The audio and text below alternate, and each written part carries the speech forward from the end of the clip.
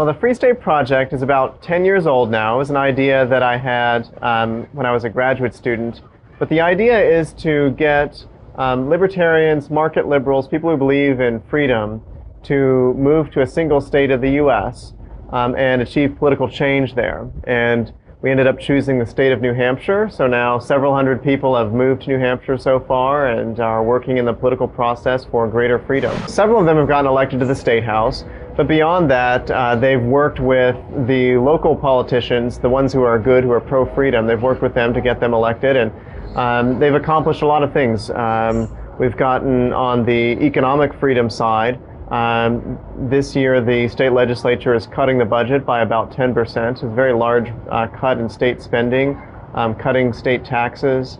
While the Democrats were in power a couple of years ago, Free Staters lobbied heavily for same-sex civil unions, for legalizing marijuana, and the legislature did pass a bill to legalize medical marijuana. It was vetoed by the governor, unfortunately, but they just passed it again, so we'll see if they can pass it over the governor's veto. So there are a number of different policies where we're seeing New Hampshire, which is already a relatively free society, becoming even freer. And we think that that will be an example for the rest of the nation and for the rest of the world.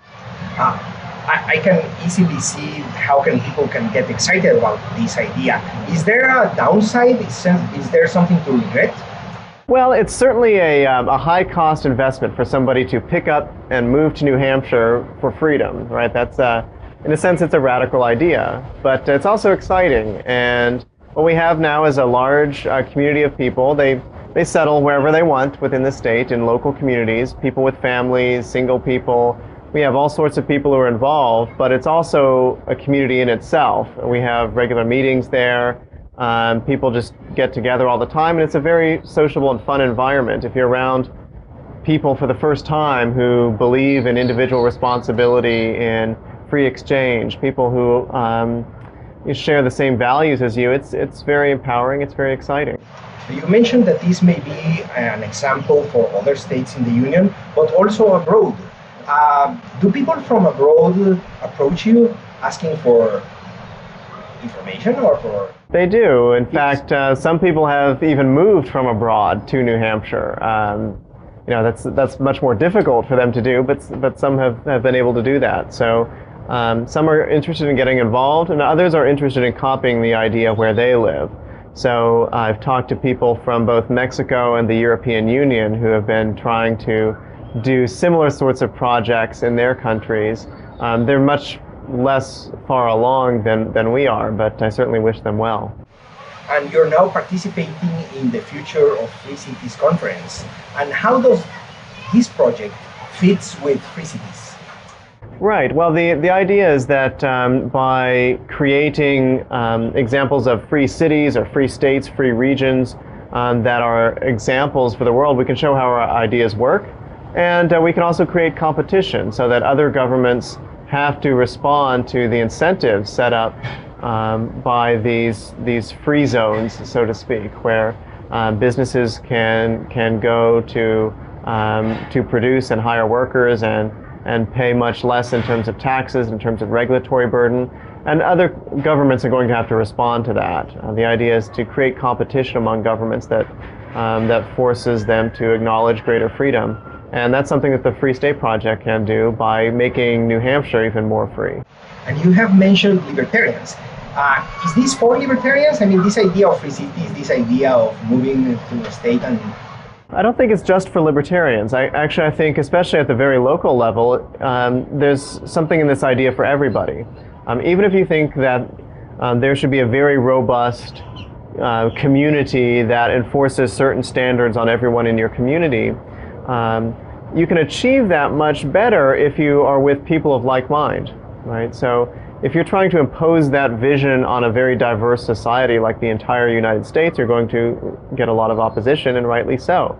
But if you do it consensually, voluntarily, with people who join together in a town or a city or even a neighborhood to implement those ideas, that's all to the good. I don't think anyone would have any complaint about that. And so we want to show this idea of decentralization, of local empowerment, is something that everyone from libertarians to socialists can learn from and can support.